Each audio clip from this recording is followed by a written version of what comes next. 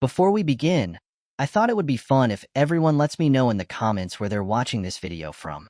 And while you're down there, don't forget to subscribe. Now, let's start today's episode. February 2008 marked a significant moment in UFO history when a small Turkish village became the site of an extraordinary sighting. Dozens of villagers reported seeing a mysterious object hovering in the night sky, its disc-shaped form illuminated by pulsating, color-shifting lights. The craft remained suspended in the air for hours, moving in ways that defied conventional physics, leaving witnesses both mesmerized and unsettled. Turkey has long been a hotspot for unexplained aerial phenomena, with reports stretching back centuries. However, between February 2007 and February 2009, the country's northwest region experienced a concentrated wave of sightings. Strange objects were frequently observed over the sea, drawing the attention of both locals and researchers. During this period, a crucial video emerged, capturing an unidentified craft hovering over the same location. Residents consistently described these aerial objects as having a metallic, disc-like, or oval structure. They performed silent, seemingly impossible maneuvers and were often accompanied by eerie red and orange lights, further deepening the mystery surrounding their presence. If you're fascinated by unsolved mysteries and enjoying the video so far, make sure to hit that subscribe button and give this video a thumbs up to stay updated on all our latest content. Moving on to the next mystery. The International Space Station, ISS, continues to be a hub for scientific discovery and international cooperation, yet it has also become a hotspot for reports of unidentified objects. Recently, social media has been buzzing with intriguing images allegedly captured by the ISS, depicting two medium-sized black cubes flying past one of its cameras. During a live feed transmission of Earth and outer space, an online user spotted two dark objects moving in the distance.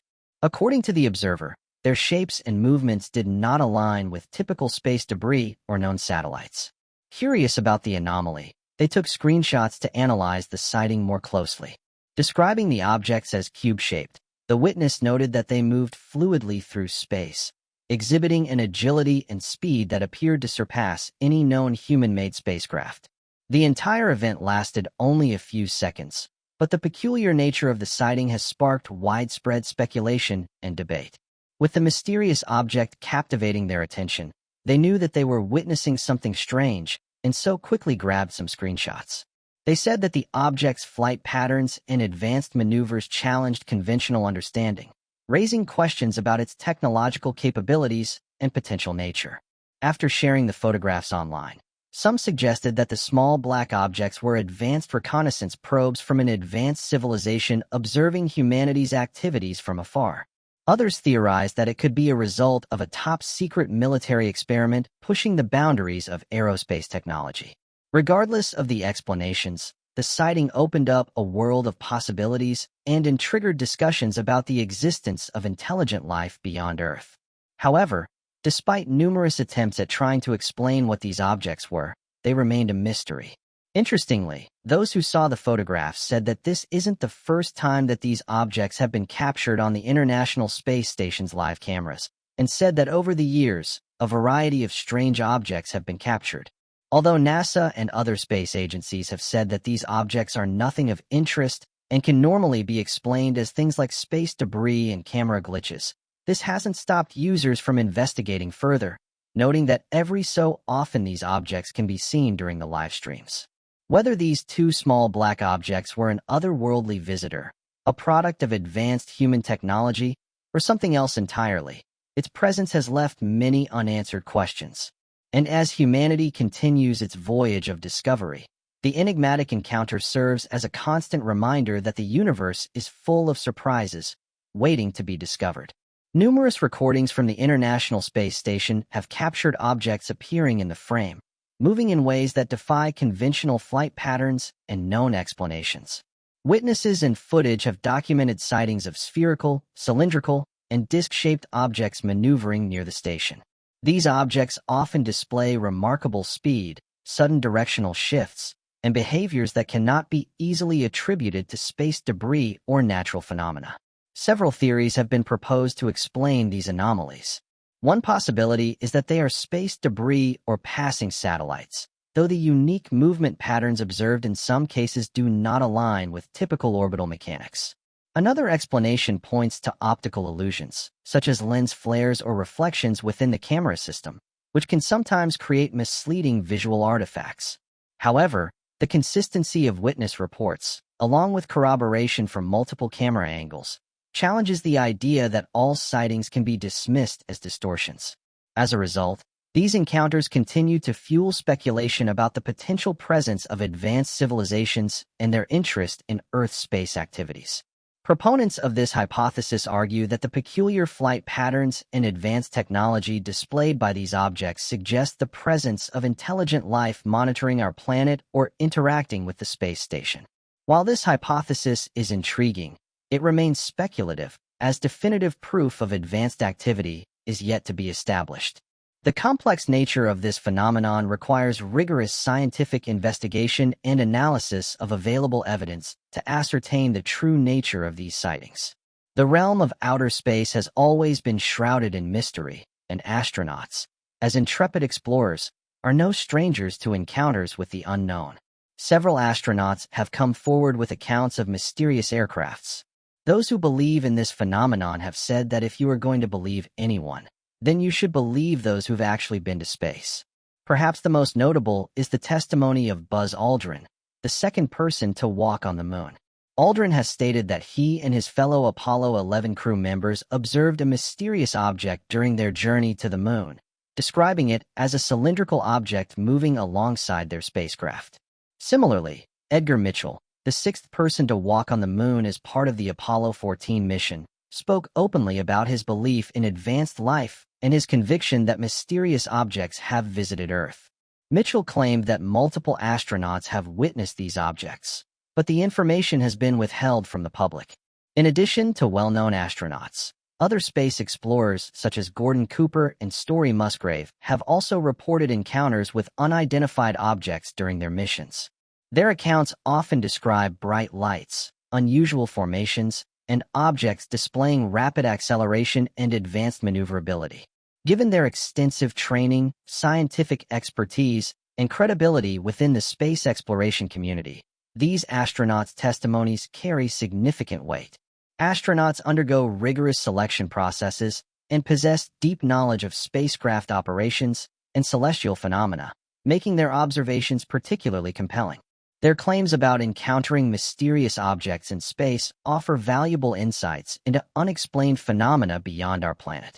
While skeptics propose alternative explanations and warn against potential misinterpretations, the credibility and experience of these astronauts warrant careful consideration. Their reports not only encourage scientific inquiry and inspire curiosity, but also challenge our current understanding of the universe. As space exploration advances, further research into these encounters may provide new perspectives on the nature of these objects and our place in the cosmos.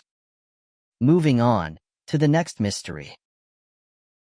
The eyewitness submitted their report to the Mutual UFO Network, an organization dedicated to investigating unidentified aerial phenomena. They recounted that while capturing images of cloud patterns at sunset, they took 3 consecutive shots to ensure clarity. However, upon reviewing the photos, they noticed an unidentified black object near the clouds. Uncertain about what they had captured, they showed the image to their wife, but neither could determine its identity. They also emphasized that nothing was present in the area at the time, and given the lack of trees nearby, they ruled out the possibility of it being a bird. Seeking answers, the eyewitness hoped for an explanation regarding the strange object. Interestingly, other individuals came forward with similar accounts, claiming to have witnessed the same thing. Some even noted that the object appeared to break through the clouds. One such witness, Mary Thompson, had a strikingly similar experience.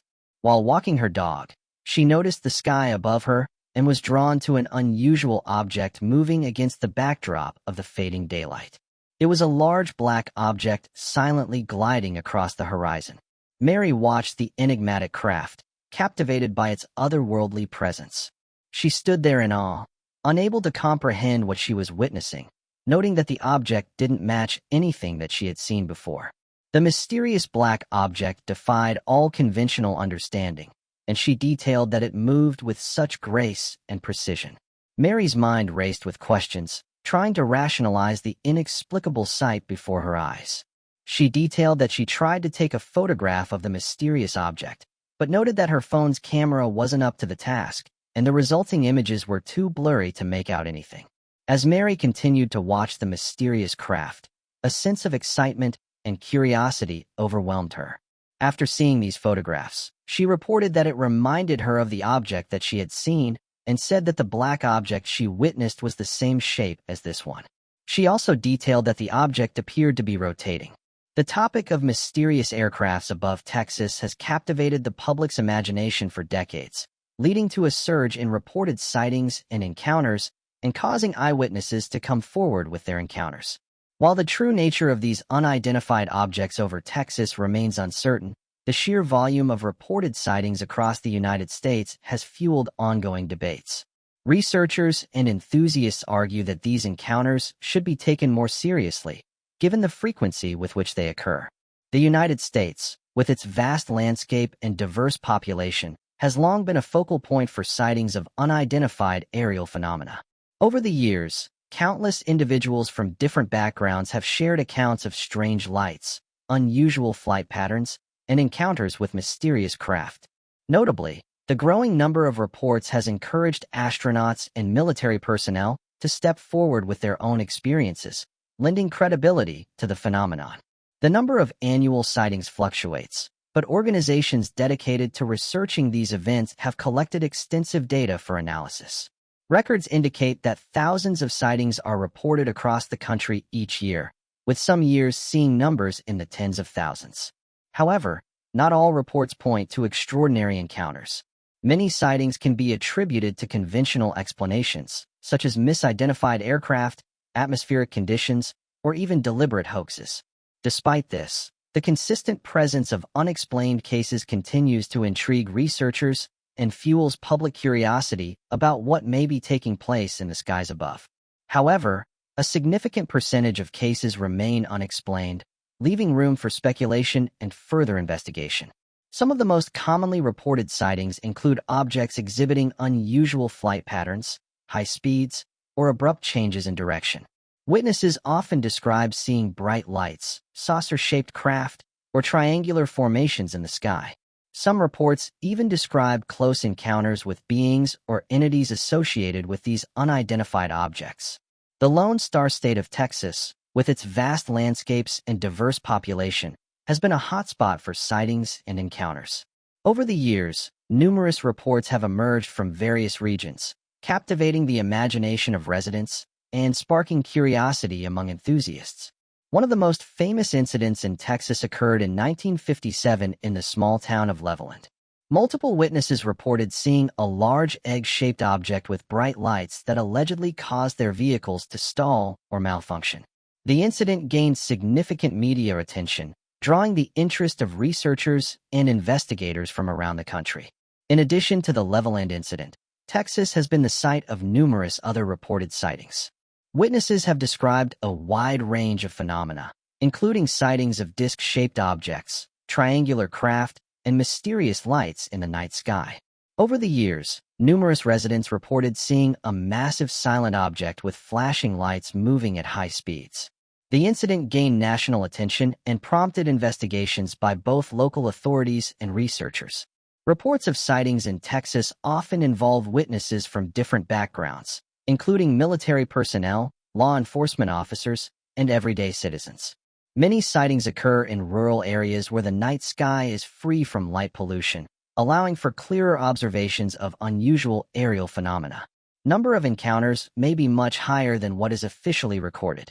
The stigma surrounding these sightings often discourages individuals from sharing their experiences, leading to an incomplete picture of the phenomenon. The Gulf Coast location near vast bodies of water has fueled speculation about unidentified submerged objects, USOs, in addition to aerial sightings. Reports of strange crafts emerging from or diving into the water suggest a possible connection between these objects and the ocean. Some researchers believe this could indicate advanced technology capable of traversing both air and sea with ease. With the growing accessibility of smartphones, more people have been able to capture footage of unusual occurrences. While these recordings provide visual documentation, they also raise questions about authenticity, as hoaxes and misidentified objects can sometimes cloud genuine cases. Regardless, the increasing number of reported sightings, both officially and unofficially, continues to add to the mystery, prompting ongoing investigations and debates about what might truly be happening in the skies and waters of the Gulf Coast. Moving on to the next mystery. Native American traditions are often perceived with a sense of mystery and reverence. Sadly, much of their rich history has been erased, forgotten, or dismissed due to the expansion of manifest destiny. Once thriving civilizations, along with their customs, languages, and spiritual beliefs, have largely faded into legend, leaving their descendants to navigate a world that often overlooks their heritage. Today, at Unexplained Mysteries, we will explore 3 intriguing Native American prophecies and significant events. Moving on to the next mystery. In 1995, Thomas Banyasaya, an elder of the Hopi people, delivered a haunting and well-known prophecy that continues to stir both curiosity and concern. Throughout his life, Banyasaya was known as a kind and compassionate man, yet his warnings about the future were anything but comforting. Just a few years after sharing his prophecy, he passed away in 1999, leaving behind a legacy of caution and activism. In 1979, he fiercely opposed the Peabody Coal Company's strip mining of Black Mesa, dedicating his life to fighting against environmental destruction. He strongly believed that the Earth, our mother, would not hesitate to put humanity in its place for its reckless actions. After all, even if humans were to bring about their own downfall, the planet would endure, recovering and thriving long after we are gone. Banyakya frequently spoke of the threat of floods, hurricanes, storms, and earthquakes, and of all aspects of nature's wrath, which he believed humanity was instilling in the spirit of the earth. The increasing number of natural disasters made Banyakya believe that the planet was responding to our cruelty by matching it with her own. Within the prophecy tapes, the Hopi elder ominously spoke of more sickness that can't be cured for a long time, and that the seasons are going to change.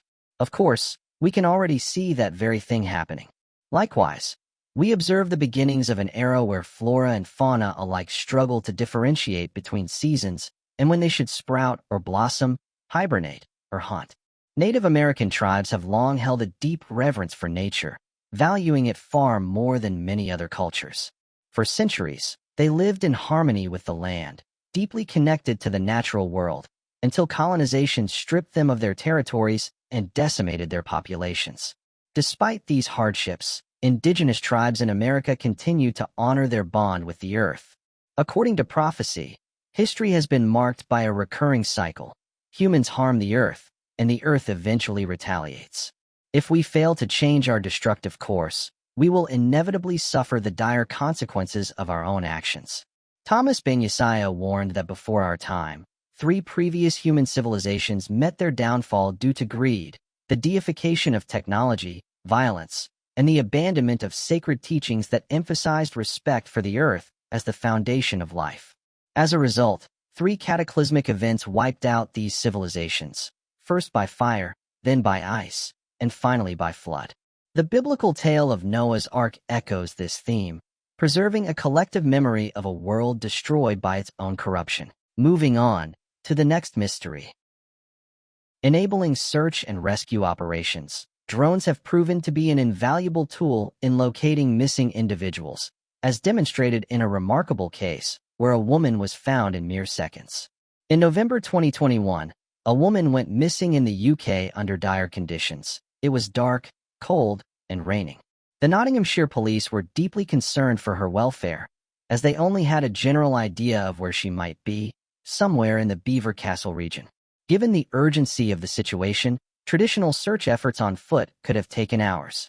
However, a police drone equipped with a thermal imaging camera was deployed and managed to locate the woman almost instantly after takeoff. Within moments, 2 officers were dispatched to her location, finding her at the edge of a field. Fortunately, she appeared to be unharmed, though paramedics arrived to assess her condition. In complete darkness, law enforcement was able to swiftly locate and secure the safety of a vulnerable individual on a cold, wet night. Typically, the Nottinghamshire police drone team is utilized for tracking criminal suspects, gathering evidence, and aiding in searches for missing persons. This case highlights the expanding role of drone technology in crime prevention and public safety. Moving on to the next mystery. One of the most debated and speculative theories regarding time travel revolves around cosmic strings, hypothetical one-dimensional defects in the fabric of the universe. If they exist, these cosmic strings could distort space-time around them. Some scientists have theorized that if two such strings were to pass close to each other, they might create a loop in space-time, potentially forming a pathway to the past. However, cosmic strings remain purely theoretical, and even if they do exist, harnessing them for time travel seems highly impractical. Beyond the challenges of feasibility, time travel raises complex paradoxes, such as the famous grandfather paradox, where a traveler could alter the past in ways that prevent their own existence, leading to logical contradictions. Some physicists propose that quantum mechanics, specifically the many-worlds interpretation, could resolve such paradoxes by suggesting that every event creates a new, parallel universe. Yet, this interpretation remains highly debated and far from universally accepted. Moving on to the next mystery. Unusual photographs have recently gained traction on social media following a mysterious event in Indonesia. The country's government space agency has launched an investigation, sending a team to gather information after reports emerged of a large black object plunging into the ocean. Thousands of witnesses observed the event and promptly reported it to officials. Released images depict an unidentified object leaving a trail of smoke as it slowly descends from the sky before disappearing into the sea. The bizarre incident was recorded on video at Jangkar Beach in Indonesia's East Java province. The footage, which has since gone viral on Facebook, captures a cylindrical, black-colored object drifting gently onto the water's surface before seemingly vanishing into the depths. Spectators can be heard murmuring in confusion as they attempt to make sense of what they are witnessing. As public curiosity grew, countless theories emerged. Due to the widespread attention, Indonesia's space agency deemed it necessary to launch an official investigation. Emmanuel Snugging Punji, an official with the National Institute of Aeronautics and Space, confirmed that a team had been dispatched to the site. However, when pressed for details, he stated that no conclusive explanation had yet been determined, and they were still awaiting further updates from the team on location. Interestingly, Emmanuel observed that the object's descent was not fast enough to be considered a falling object from space. Eyewitnesses who saw the object said that it didn't match any known aircraft, but did state that they observed it flying directly into the ocean. The country's government space agency has said that they're unsure of what this object is and that further investigations won't be carried out. Interestingly, this isn't the first time that an object like this has been seen close to water, and others who've witnessed these objects have said that they've watched these strange aircrafts fly directly into the water without creating a disturbance. Those who investigate the unknown have said that these objects are called unidentified submerged objects, and that over the years, thousands of people have witnessed them flying into the ocean. Unidentified submerged objects, USOs, refer to mysterious underwater phenomena that remain unexplained. Much like unidentified aerial objects, these enigmatic sightings have sparked curiosity among researchers, scientists, and enthusiasts. While the study of USOs is less extensive than that of airborne anomalies, the phenomenon raises compelling questions about the vast, uncharted regions of our oceans. Historical reports of USOs date back centuries, with numerous accounts describing strange objects or crafts maneuvering through water at extraordinary speeds.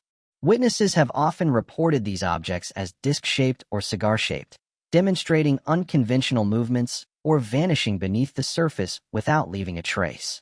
Additionally, USO sightings are frequently accompanied by reports of glowing lights, mysterious orbs, and even alleged encounters with unknown underwater entities. Moving on to the next mystery.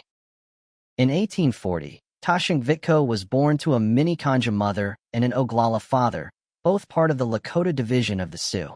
Known as Crazy Horse, He would later rise to lead the Oglala Warband in resistance against the U.S. government's encroachment and destruction of Lakota land and culture. At birth, he was named Sean Ewan, meaning among the trees. At the age of 14, he is said to have experienced his first vision, guided by his father. His cousin, Black Elk, later revealed details of this vision. When I was a man, my father told me something about that vision. Of course, he did not know all of it, but he said that Crazy Horse dreamed and entered a world where only the spirit of all things existed.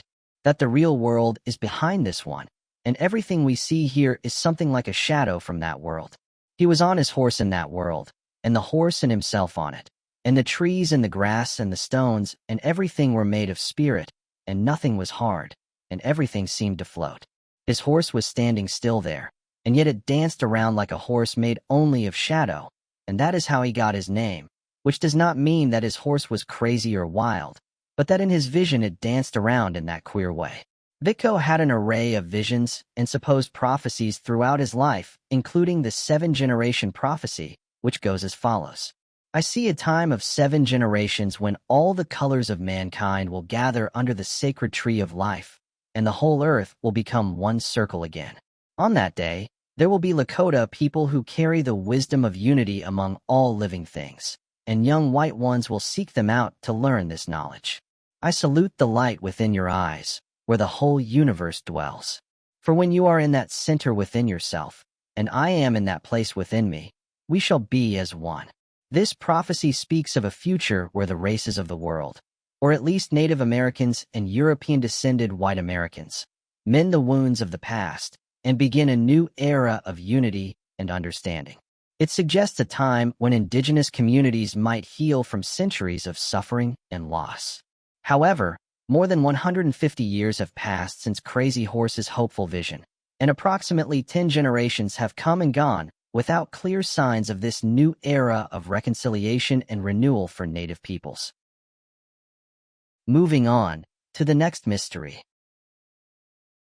A drone played a crucial role in rescuing an elderly man lost in the marshes. For someone who is frail and advanced in age, getting lost in a vast area can be both terrifying and dangerous. Peter Pugh, a 75-year-old man, vanished during an evening outing with friends and family while they were walking together. Pugh, the chairman of Icon Books and an author of over 50 publications, had gone for a walk around 5 in the afternoon when he unintentionally became separated from the group. Despite a massive search effort involving around 50 people, he remained missing until a drone entered the picture.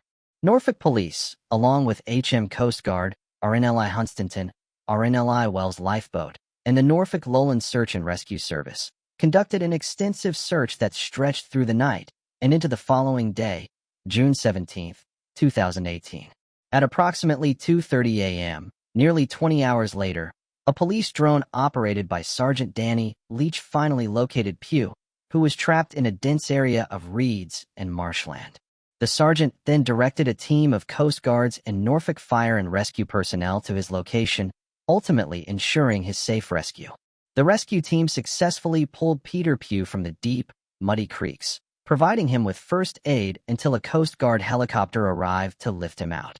He was then transported to Queen Elizabeth Hospital in Kings Lynn, where he was treated for hypothermia. After spending an entire night stranded in the marshes, the outcome could have been much worse.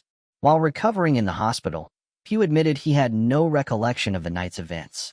Grateful for his rescue, he expressed his heartfelt thanks to the responders, acknowledging how fortunate he was to have been found in time.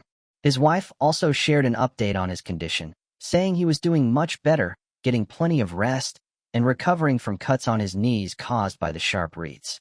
She described the injuries as looking like raw meat but reassured everyone that her husband was a tough old bird and would recover just fine. Sergeant Alex Butcher, who helped coordinate the search, emphasized the vital role drones played in the operation. He noted that locating Pugh as quickly as they did would have been nearly impossible without the drone. According to him, drones allow search teams to scan difficult-to-reach areas where helicopters and other aerial technologies may struggle to operate effectively. Moving on to the next mystery. Leslie Preer, a 49-year-old woman from Chevy Chase, Washington, D.C., was living a fulfilling and happy life. On the morning of May 2nd, 2001, she said goodbye to her husband as he left early for work. She then began getting ready for her day at Specialties Incorporated, a well-known advertising firm where she worked. Punctual and dependable, Leslie never missed a shift without notice, making what happened next especially alarming. That day, Leslie failed to show up for work, an unusual and concerning absence. If she ever needed time off, she would always inform her boss. Even when she was unwell, she never failed to call. Worried by her uncharacteristic no-show, her boss reached out to her husband, Carl, who was equally unaware of her whereabouts. Growing increasingly concerned, Carl and Leslie's boss decided to go to her home to check on her. Upon arriving at the house, they knocked at the door with no response. Calling out Leslie's name, they were met with silence. Upon entering, they were met with a horrifying sight. There was blood spattered and smeared on the walls in the foyer. In the corner by the door, dried blood marred the floor next to a puddle of water. An overturned table lay nearby, and a rug, also stained with dried blood, had been moved from the foyer into the living room. Calling out his wife's name, Carl was met with an eerie silence. The two men immediately called the police. Police quickly arrived on scene only to make a gruesome discovery upstairs. Police found Leslie Preer dead in her bedroom. A detective later told a reporter it was a pretty brutal crime scene. An autopsy revealed that Leslie had been brutally beaten, suffering multiple blunt force traumas and deep bruising to her neck, which suggested strangulation. Her injuries were consistent with her head being battered into the foyer floor. This led investigators to believe that her head had been smashed into the sharp edges of the baseboard molding of the home. Police found blood under Leslie's fingernails and bruising on her arms, suggesting she had fought her attacker fiercely. Leslie's body was discovered in the shower of her primary bedroom, where investigators believe her killer had moved her from the foyer in an attempt to wash away the blood and limit further bleeding inside the home. The perpetrator also tried to clean up the crime scene. A luminescence test later revealed traces of blood in multiple locations, including the foyer, a trash can, kitchen, and downstairs bathroom sinks, as well as on door frames and the back of the bedroom door. The brutal crime sent shockwaves through the close-knit community, leaving residents in disbelief. In the days following the murder, police collected as much evidence as possible, which included processing fingerprints, swabbing suspected blood samples, taking photographs, and vacuuming the foyer for hair and other forensic materials. However, with the DNA technology available at the time, authorities were unable to identify any suspects. Neighbors reported seeing nothing unusual on the day of Leslie's murder, and her husband, Carl, was ruled out after providing his own blood sample. With no leads or viable suspects, the case eventually went cold. In 2022, investigators submitted DNA evidence from the crime scene to Othram, a forensic genealogy lab. Using funds from both private and public donations, critical resources for solving cold cases, Othram successfully developed a DNA profile of the killer, reigniting hope for justice. The DNA profile soon yielded a common surname for the suspect, Gilgore. On June 4, 2024, police uncovered an old tip submitted back in 2002 about someone named Eugene Gilgore. The tipster, a previous neighbor of Gilgore's, said that he thought that he may be somehow related to the Leslie Preer murder. He was 21 when the killing occurred. At that time, he was neither interviewed nor swapped for DNA. With this new information in hand, detectives waited at Dulles International Airport as Eugene Gilgore opened the water bottle, drank from it, and threw it away. Only after Gilgore had moved on did detectives grab the bottle. His DNA was extracted from the water bottle and tested with DNA found at the crime scene. It was a clear match. Eugene Gilgore was charged with first-degree murder and was arrested in Washington, D.C. on June 18, 2024. Gilgore had an extensive criminal history, including weapons possession and driving under the influence, as well as theft. It was found that Gilgore had actually dated Leslie's daughter, Lauren, for 5 years. They had begun dating when they were in high school. Gilgore grew up in the same neighborhood as the Priors, and their families were acquainted. Leslie's daughter, Lauren, said that in the 5 years they dated, she watched Gilgore struggle with his parents' divorce and knew that certain relatives of his had volatile tempers, but she said she never experienced violence with him personally, nor did she suspect that he was capable of it. Lauren recalled that her mother always spoke fondly of Gilgore, but her father repeatedly warned her, saying, Lauren, there is something off about him. She explained that their relationship ended 5 years later after struggling to maintain a long-distance relationship for over 2 years. By the time of her mother's murder, they had been separated for 3 years. Although she ran into Eugene a few times after the tragedy, she never noticed anything unusual about him. The most recent encounter with Gilgore happened in 2023 when Lauren saw him at a restaurant following a memorial service for a mutual friend. She mentioned that they had a one-on-one conversation, but her mother was never mentioned. Sadly, Lauren's father, Carl Preer, passed away from septic shock in 2017, never getting the chance to see justice served for his wife's murder. Authorities have yet to establish a clear motive for the crime, but a judge has denied Gilgore's request for bond, ensuring he remains in custody as the case moves forward. Moving on to the next mystery. On August 28, 1980, a young mother was savagely murdered in her Sacramento, California, apartment. The horrific crime scene, marked by 13 stab wounds and her frightened 1-year-old son crawling through the aftermath, would go unsolved for more than 4 decades. Investigators struggled for years to identify Helen Terry's killer, but after decades of uncertainty, an arrest was finally made. Helen, 27, lived in the Orangewood West apartments on Wyndham Drive in Sacramento. A devoted and hardworking mother, she was committed to providing the best possible life for her young son. Known for her deep love for her family, Helen's life was tragically cut short, leaving behind unanswered questions that haunted the community for years. At the center of Helen's life at the time was an ongoing paternity suit against Robert Terry, who was believed to be the biological father of her son.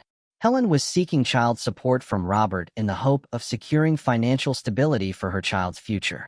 On August 28, 1980, a neighbor witnessed a disturbing scene unfold outside Helen's apartment.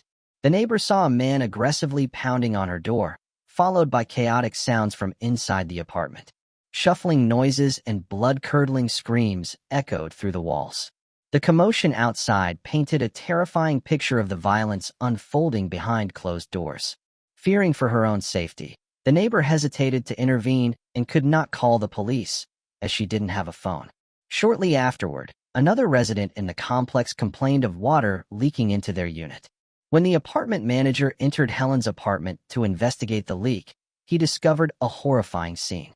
Helen had been brutally stabbed 13 times and was left to die on the bathroom floor.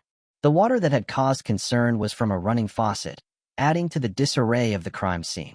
Her 1-year-old son was found alone in the apartment. Crawling through the aftermath of the vicious attack, the police were immediately called to the scene, and investigators quickly began piecing together what had transpired. Bloodstains were scattered throughout the apartment and furniture was overturned, indicating a violent struggle had taken place. It was clear that Helen had fought desperately against her attacker before succumbing to her fatal injuries. Despite the clues left behind, including the chaotic state of the apartment and the extensive blood evidence, identifying a suspect would prove to be a challenging task. Sacramento police launched an intense investigation into Helen's slaying. They combed through the evidence, interviewed residents, and pursued every possible lead in hopes of catching the perpetrator. A $2,500 reward was offered to encourage anyone with information to come forward. However, despite the efforts of law enforcement and the community's desire for justice, no suspect was identified. The case gradually grew cold as detectives found themselves unable to develop any tangible leads or witnesses to push the investigation forward. Years went by with no answers, and Helen's case remained one of Sacramento's many unsolved cases. However, in 2016, hope was reignited when an investigator from the department's cold case unit decided to take a fresh look at the evidence. With advances in DNA technology, investigators were then able to re-examine the physical evidence collected from the crime scene in the hope of finding new leads. As the cold case team processed the old evidence, a major breakthrough occurred.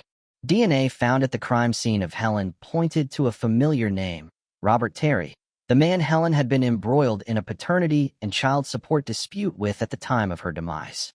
This discovery immediately raised suspicions, as Robert had been a figure in Helen's life during a tumultuous period. But he had never been formally charged or named a suspect in the years following her slaying. Despite the promising DNA evidence linking Robert to the crime scene, detectives faced significant challenges. They needed more than just a DNA match to build a solid case against him. Investigators found themselves in a difficult position, knowing that while the DNA provided a potential lead, it was not enough to definitively place Robert at the scene of the crime at the time it occurred.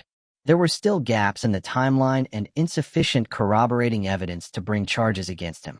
In 2024, new developments in Helen's case emerged when the Sacramento County District Attorney's Office Cold Case Science and Technology Unit took on the decades-old investigation.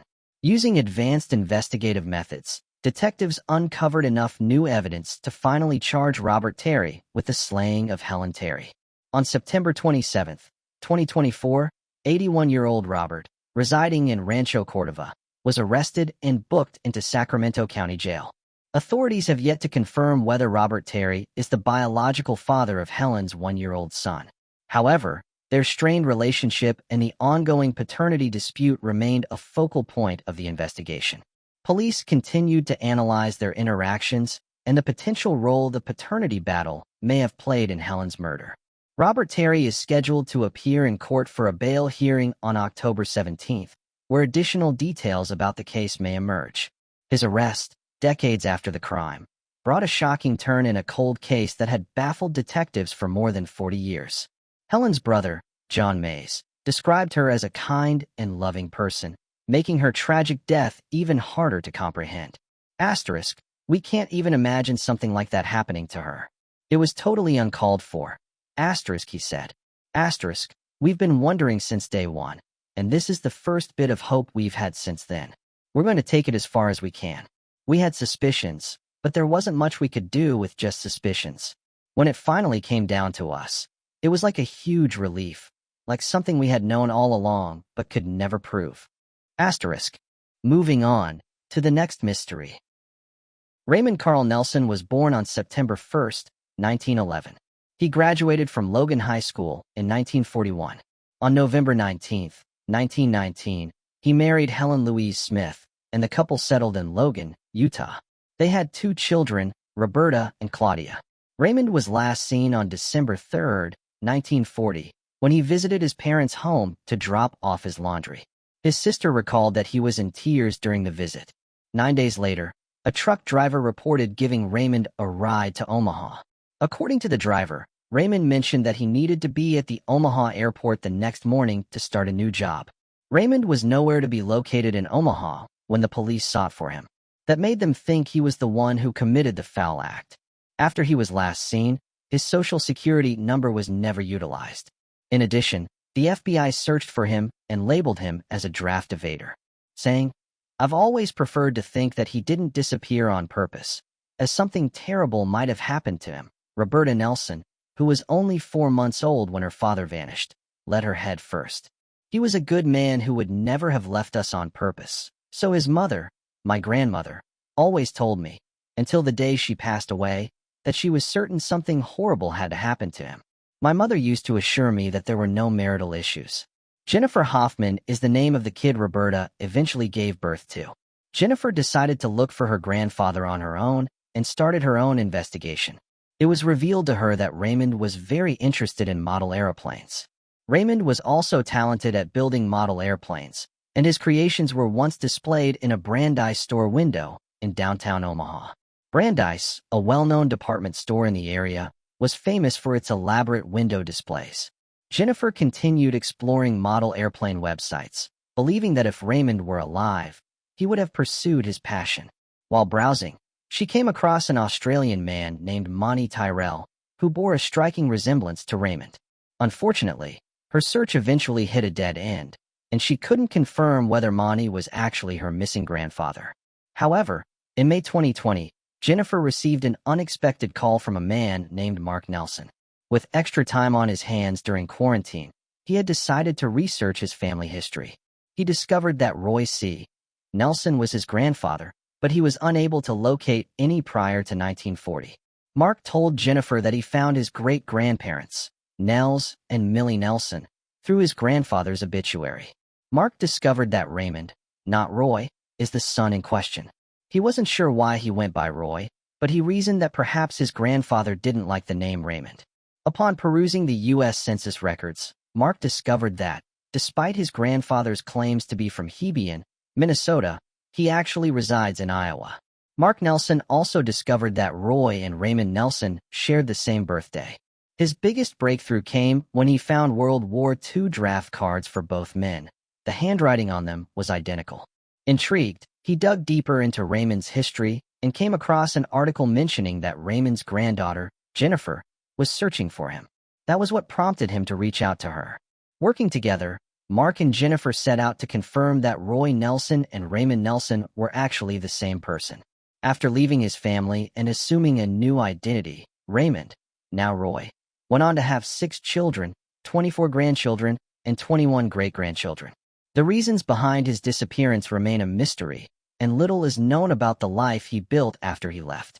Considering everything, the fact that he had his family do his laundry right before vanishing seems particularly inconsiderate. Moving on to the next mystery.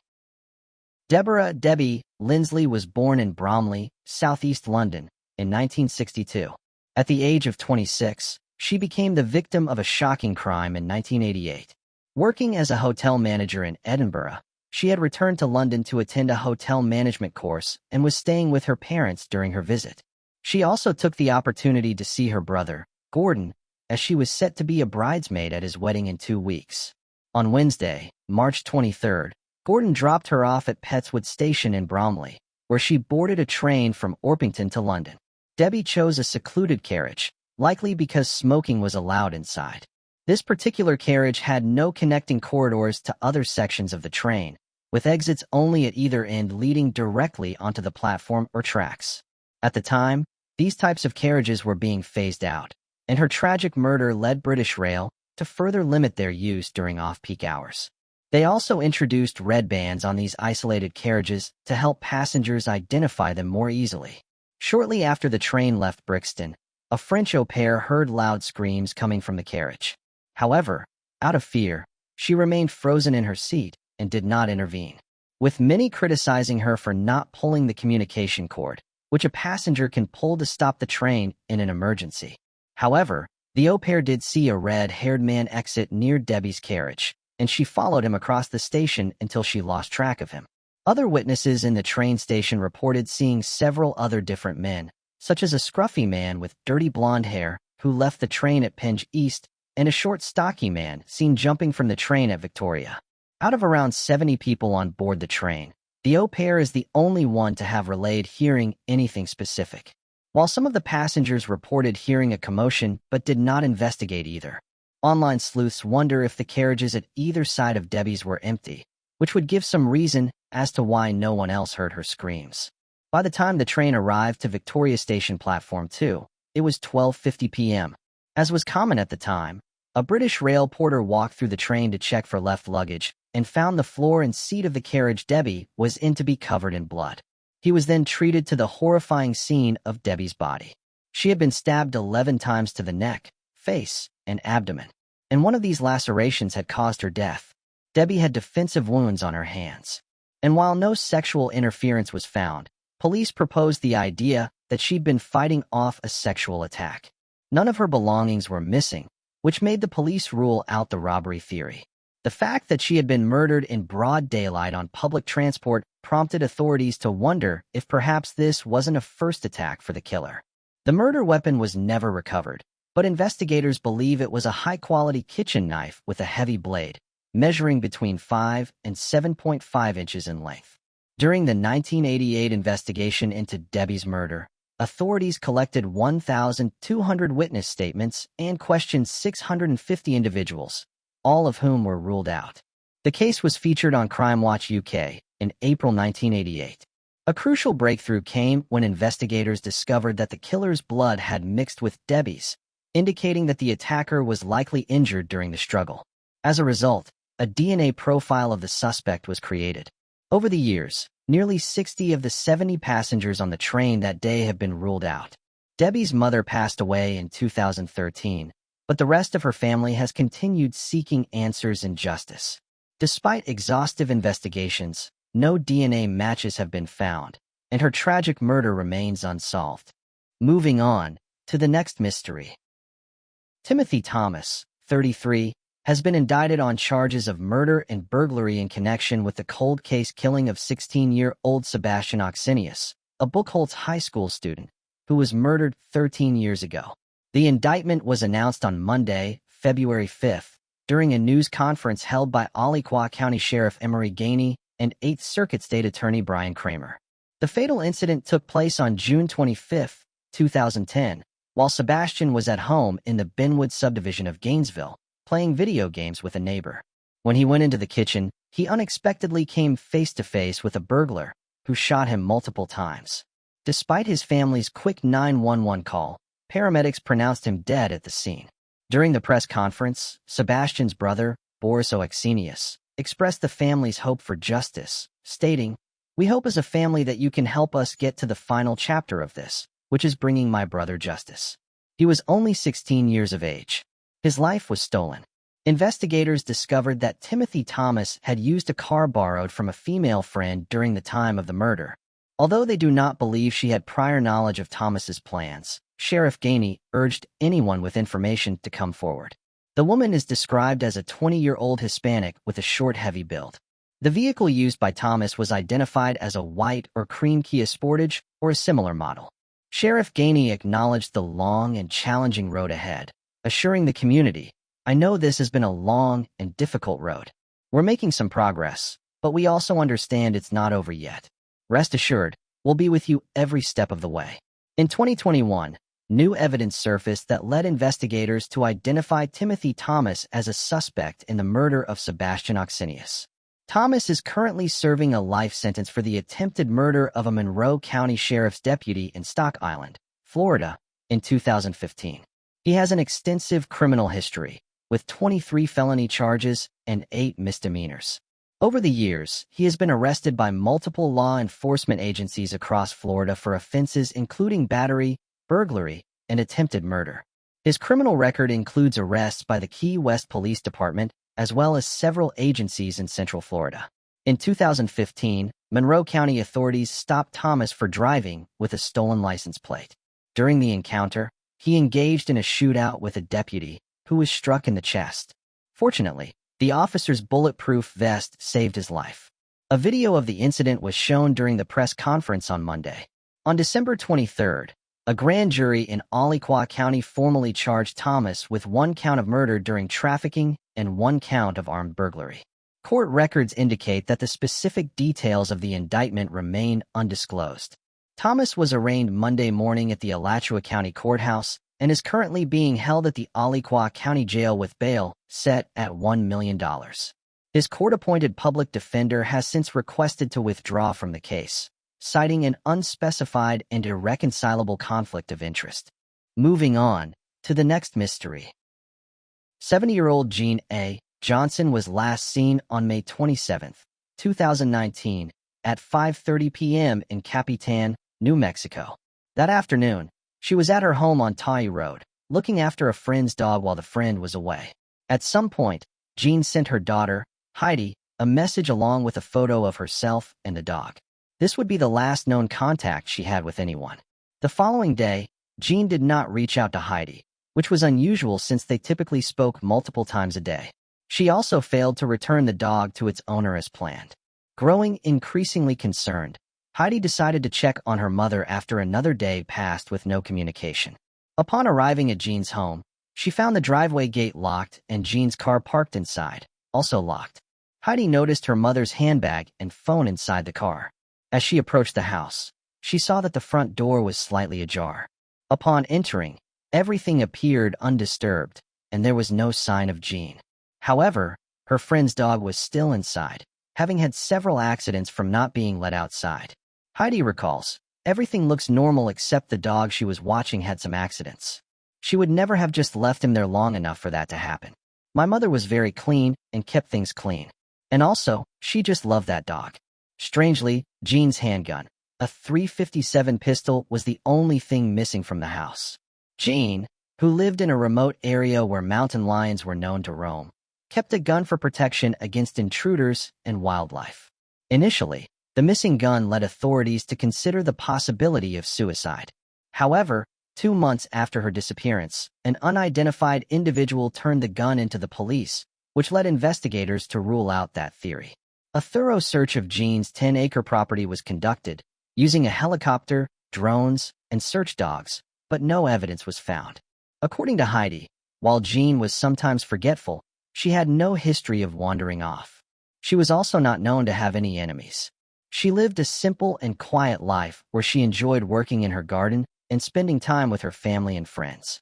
She lived alone and had not entered a relationship since her husband's death in 2012. Heidi recalled she'd met someone, but then would say, "He's not your father," adding, "They were so in love."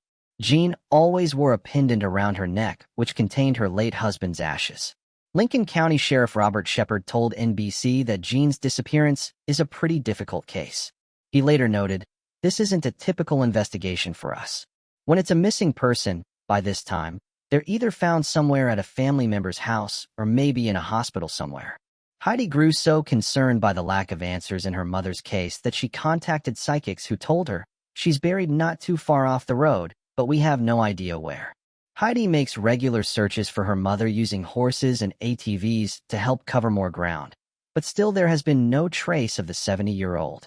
5 months after her disappearance, investigators stated that they were still pursuing evidence, and that while they have no physical evidence which indicated that Jean was harmed or taken, they suspect that something criminal occurred.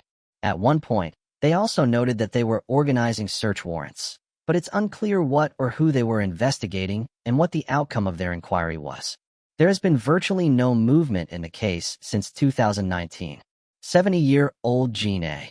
Jean Johnson was last seen in Capitan, New Mexico, on May 27, 2019. She is described as a white woman with graying brown hair and green eyes.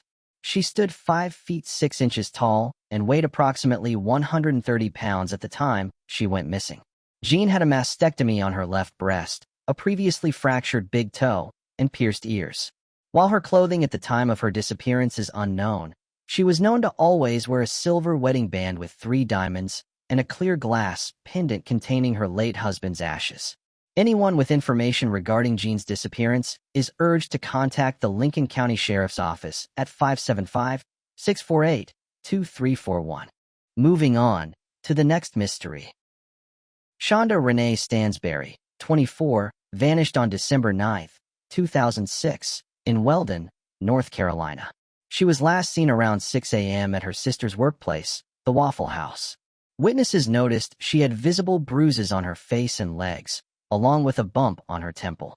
A customer at the restaurant offered her a ride to the West Side Trailer Court in Roanoke Rapids, where she had been staying with friends. However, that same day, her friends asked her to leave, and she was never seen again. Initially, authorities believed Shonda had left voluntarily. However, on December 14 at 11:30 a.m., a woman in Walden County, South Carolina, called 911, claiming to have seen someone matching Shonda's description running into the woods behind a grocery store off Highway 158 in Halifax, North Carolina. The caller hung up before providing her name, and investigators were unable to trace the call. A few days later, police located the woman and interviewed her, though Shonda's fate remains a mystery. She told them, 2 black males chased the woman who was naked, pleading from her face and screaming for help into the woods. The witness knew Stansberry and recognized her. She said that she didn't try to help because she was afraid for her life. The witness described one of the men chasing Stansberry as between 28-32 years old, 5 feet 8 inches tall, with dark complexion, big arms, and a stocky build.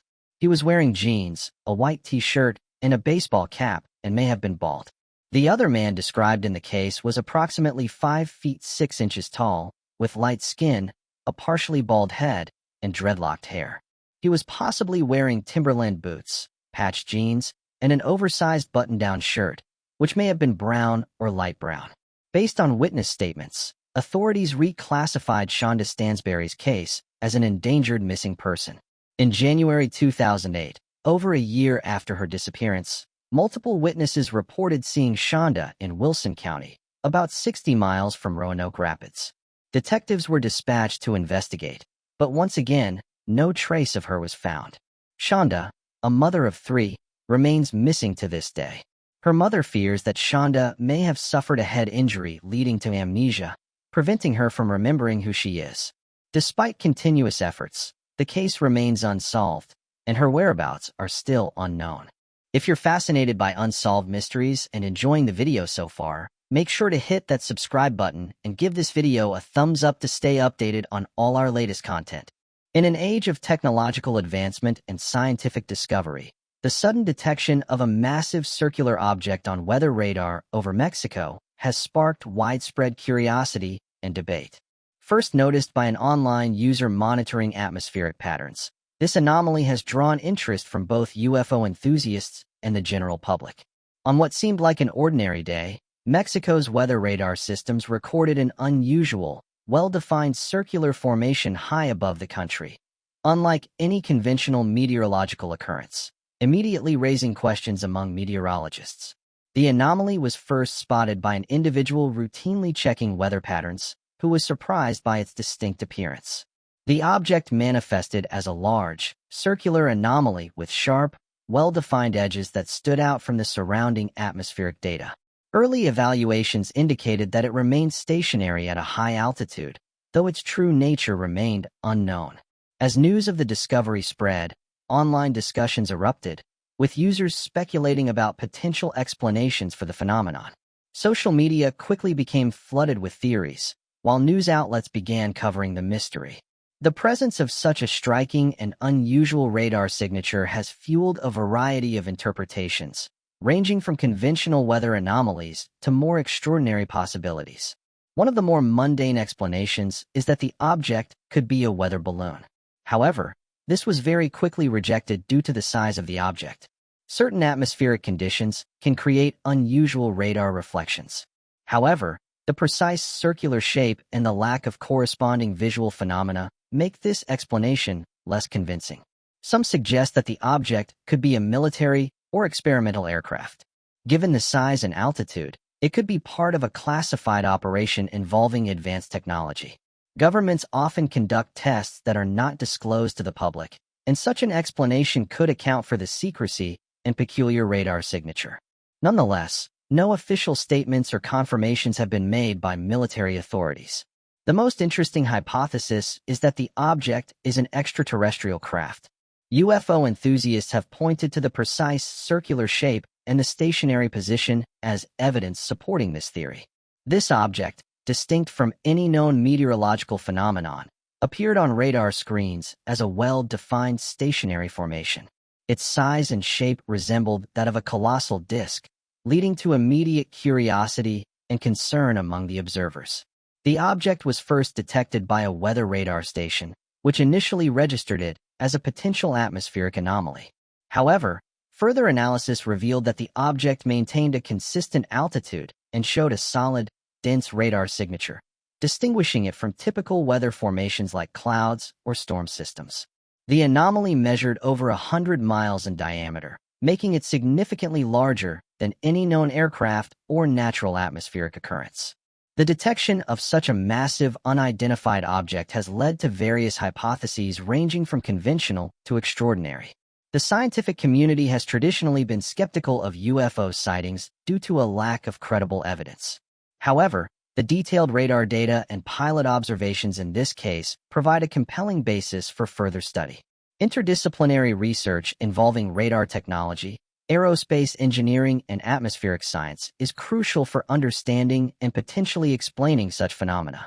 From a security perspective, the appearance of a massive, unidentified object in national airspace is a cause for concern. Many users who saw the anomaly said that the Mexican government, along with international allies, must assess the potential threat posed by such objects. This incident may prompt increased investment in advanced radar and tracking systems, as well as the development of protocols for responding to UAP encounters. Public interest in UFOs has been reignited by this event, highlighting the enduring fascination with extraterrestrial life and unexplained phenomena. The incident has sparked widespread media coverage and discussion, contributing to a growing movement advocating for transparency and disclosure regarding UFO sightings. Governments and scientific institutions may face increasing pressure to release information and conduct open investigations into unidentified objects. Regardless of the object's true nature, its detection has broader implications for science, public perception, and the discourse surrounding unidentified aerial phenomena. The detection of the circular object has reignited public interest in UFOs and unidentified aerial phenomena. This event has been added to the growing list of unexplained occurrences that captivate the public imagination. Such incidents often prompt discussions about the limitations of our current scientific understanding and the possibility of extraterrestrial life. As of right now, the detection of a massive circular object on weather radar above Mexico remains a mystery, challenging our understanding of atmospheric phenomena and the capabilities of current technology. While conventional explanations such as weather balloons, atmospheric anomalies, or military aircraft have been considered, none fully account for the observed characteristics. This leaves the door open to more exotic theories, including the possibility of extraterrestrial origin. Like many other countries in the world, Mexico has seen UFO sightings for many years. However, sightings have been especially frequent there since the early 1990s and the Mexican UFO wave. In the early evening of March 5, 2004, numerous Mexican Air Force pilots saw and recorded 11 unexplained objects flying over Campeche State, Mexico. At a little over 12,000 feet, these light orbs suddenly materialized and encircled the jet as it conducted its usual anti-drug trafficking surveillance operation. Oddly enough, only 3 of the things that the pilots were plainly able to see appeared on the aircraft's radar system. The article states that the entire flight of the Air Force Merlin bimotor aircraft was captured on advanced high-tech digital recording equipment while it flew its route. The plane's primary purpose was to report anything of interest so that combat aircraft might be scrambled if necessary. Since this was a surveillance and detection mission rather than a combat mission, it was not outfitted for combat. The crew first spotted the unidentified object at around 5 in the afternoon.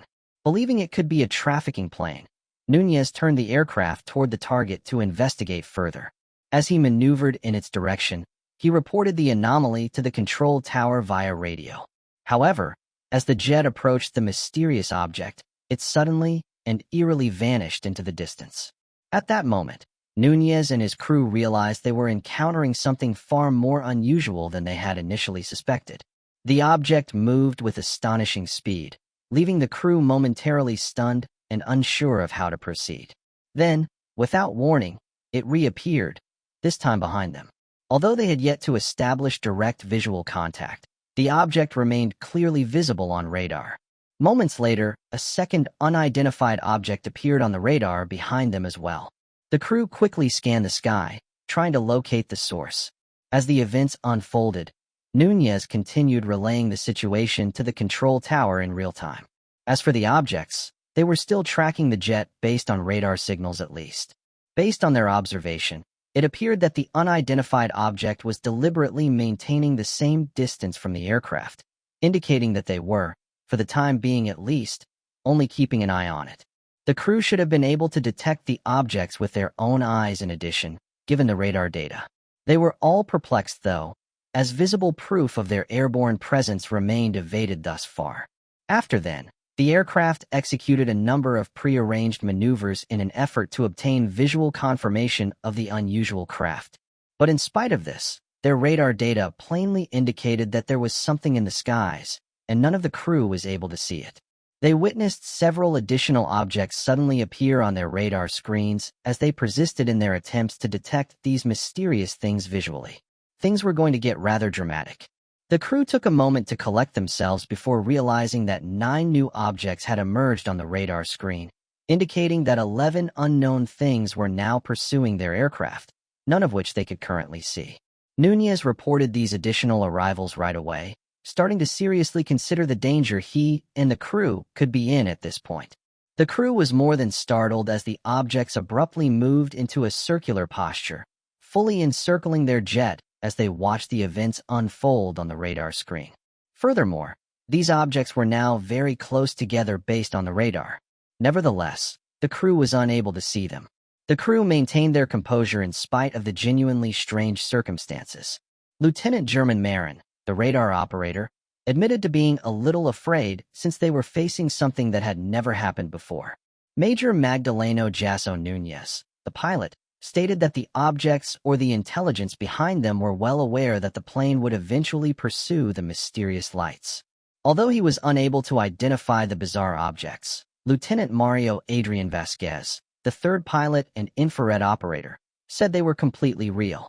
Nunez decided to switch off all of the lights in their car after a few moments to see if it would improve the problem.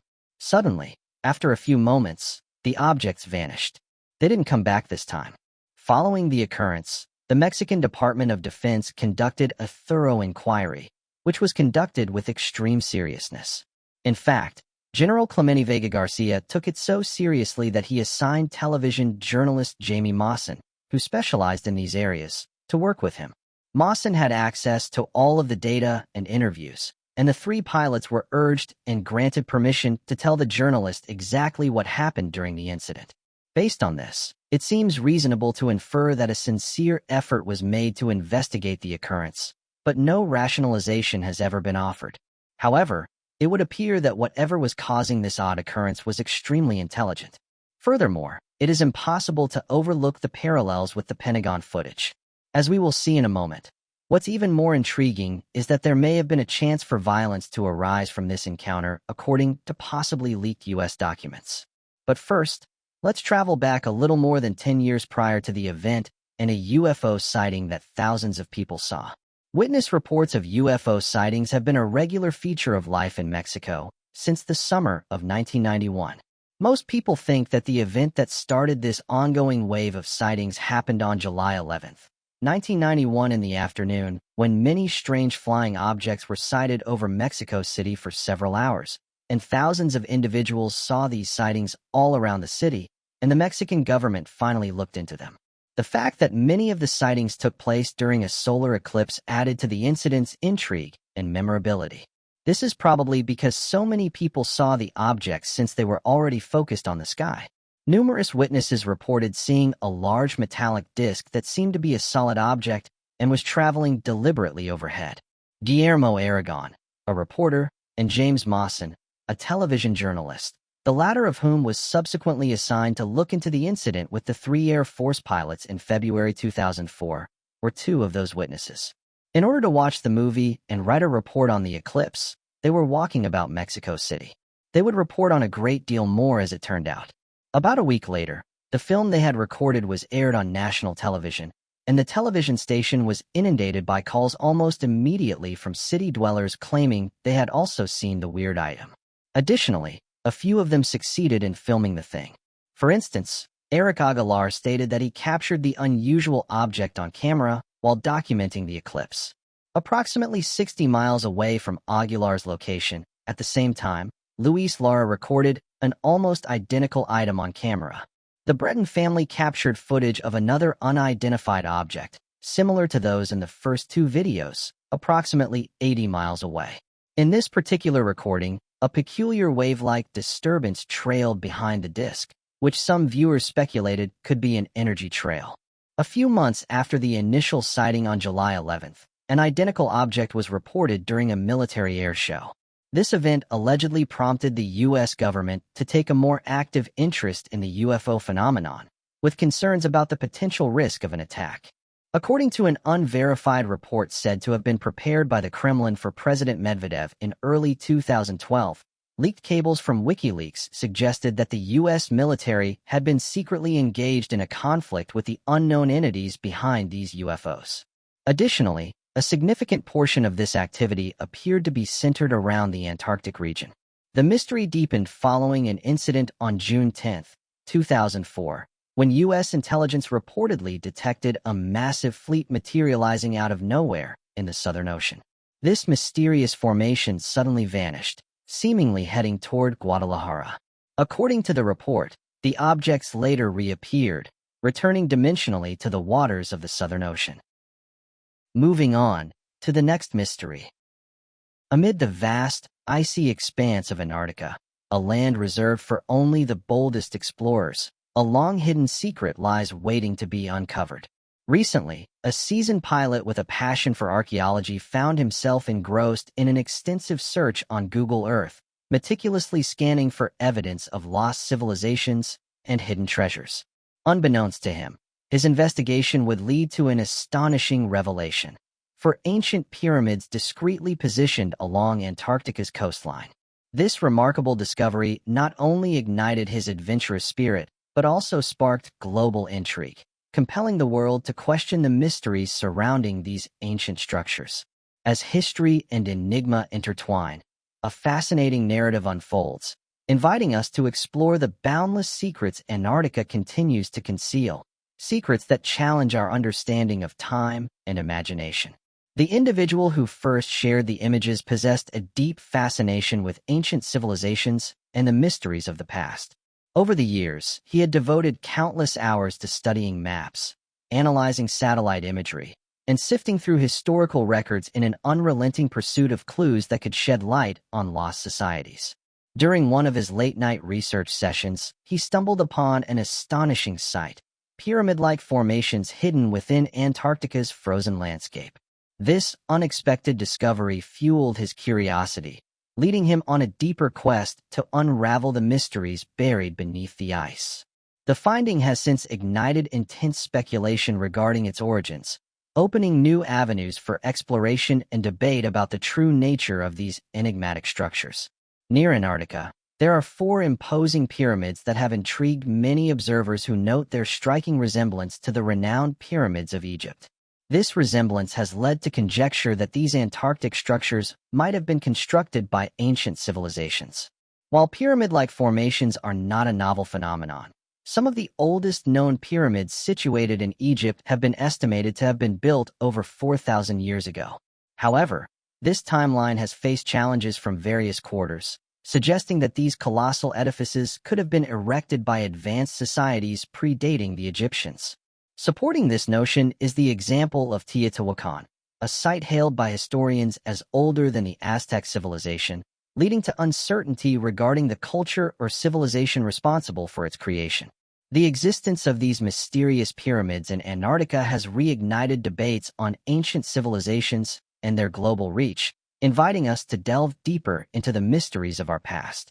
Deep within the realms of mysterious structures lies a fascinating topic where a similar concept is at play.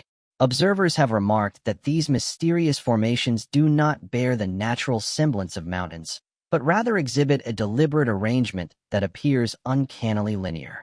Upon the dissemination of these images within online communities dedicated to the exploration of ancient constructs and relics, even the seasoned members were left perplexed by the discovery. Diverse opinions emerged among the group, acclaiming these visuals as among the most striking depictions of submerged pyramids ever encountered. The growing discourse surrounding these findings points to a deepening mystery that continues to captivate those fascinated by the hidden secrets beneath the ice. As news of the discovery spread, the man found himself inundated with questions from curious individuals and adventurers from around the world. While some dismissed the claims, attributing the formations to natural geological processes or optical illusions, others were enthralled by the possibility that these structures might hold clues to Antarctica's ancient past. The widespread interest not only underscored the global intrigue surrounding the discovery, but also highlighted the diverse interpretations and debates it has sparked. The range of perspectives and reactions reflects the complexity of the finding, fueling discussions, skepticism, and further investigations into the true nature of these anomalies. One skeptic questioned whether the underwater structures truly qualified as pyramids, arguing that they lacked the distinct shape of traditional pyramidal formations and appeared more like natural rock formations that happened to resemble pyramids. Doubts have been raised about classifying these sites as man-made, given their strong resemblance to naturally occurring geological features. However, the striking similarity of the formations, especially when viewed from above, to the famous pyramids of Egypt has sparked intrigue. While this resemblance does not necessarily point to extraterrestrial origins, it does open the door to speculation about a lost civilization that may have once inhabited the region. The discovery of such architectural parallels raises profound questions about ancient history, challenging conventional narratives and inviting further exploration into potential connections between early civilizations. This unearths a realm of fascination, inviting exploration into the mysteries of the past and the puzzling connections. Taking precise measurements provides valuable insight into the dimensions of these four structures, revealing that they collectively span a total of 7,100 meters or 23,000 feet. Scientists and historians have asserted that Antarctica has never been home to civilizations, casting doubt on the possibility of human habitation in the region. However, whenever new findings emerge that challenge this belief, it prompts a re-evaluation of the prevailing notion. Despite the prevailing consensus that Antarctica is void of any historical civilizations, the emergence of new evidence often sparks inquiries and skepticism regarding this idea. In the ongoing exploration of Antarctica, an alternative perspective emphasizes the necessity of relying on concrete evidence rather than speculation. Specifically, attention has been drawn to four sizable, pyramid-shaped formations situated near the continent. Advocates of this viewpoint propose sending a dedicated research team to thoroughly investigate these structures to determine their true nature and significance. The reasoning behind such an expedition is that, regardless of whether the findings reveal anything extraordinary, they will contribute valuable knowledge and provide definitive answers. This argument challenges the assumption that these formations cannot be considered pyramids simply because there is no historical evidence of human habitation in Antarctica. It suggests that such conclusions are valid only until new discoveries emerge to reshape our understanding. In the ever-evolving field of Antarctic research, the continuous unveiling of previously unknown elements highlights the importance of keeping an open mind. The discussion promotes a forward-thinking approach, encouraging the fearless pursuit of knowledge beyond traditional frameworks and embracing the possibility of groundbreaking revelations. This perspective calls for a meticulous and scientific examination of the enigmatic structures near Antarctica, embodying a spirit of intellectual curiosity and a commitment to uncovering the secrets hidden within this vast and mysterious continent. Moving on to the next mystery. A significant USO, unidentified submerged object, incident took place in 1971 when multiple witnesses reported seeing a large, brightly lit object plunge into the waters off Nova Scotia, Canada. Among those who observed the event were local fishermen and residents, who saw the object descend before vanishing beneath the waves.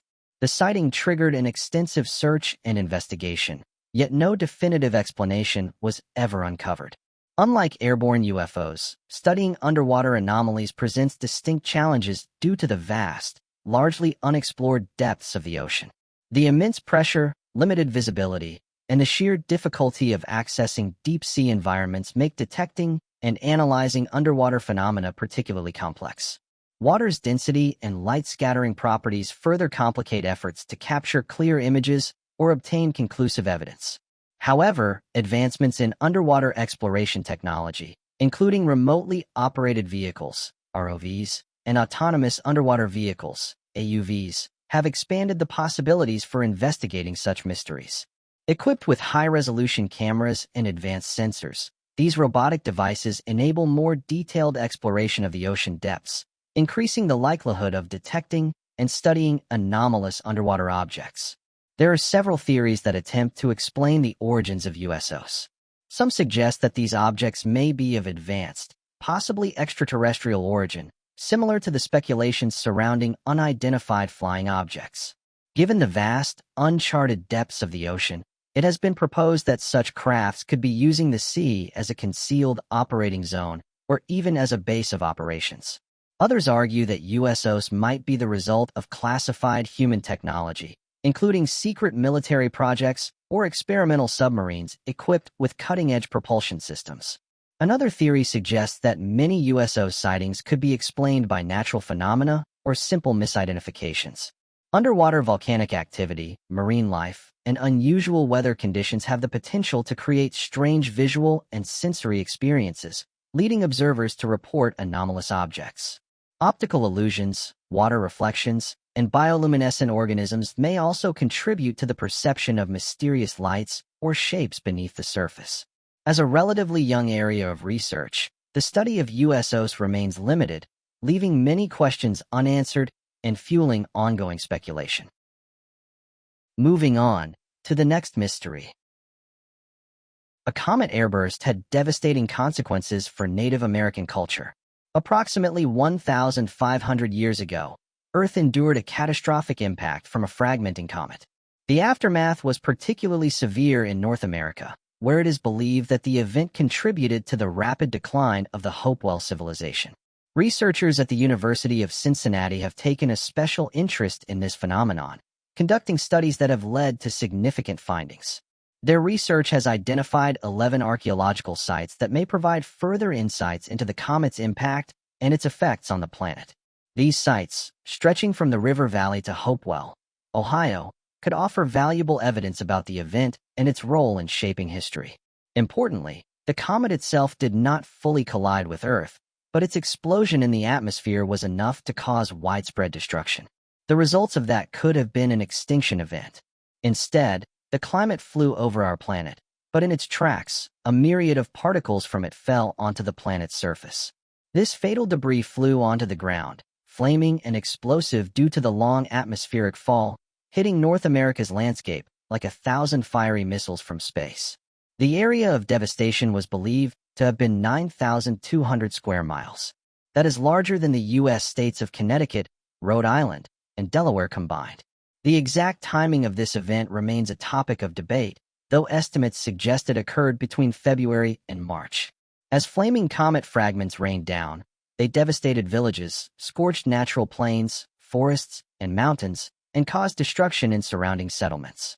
While the Hopewell people survived the catastrophe, researchers believe it may have played a significant role in their cultural decline. Due to the passage of time, the true number of casualties remains unknown.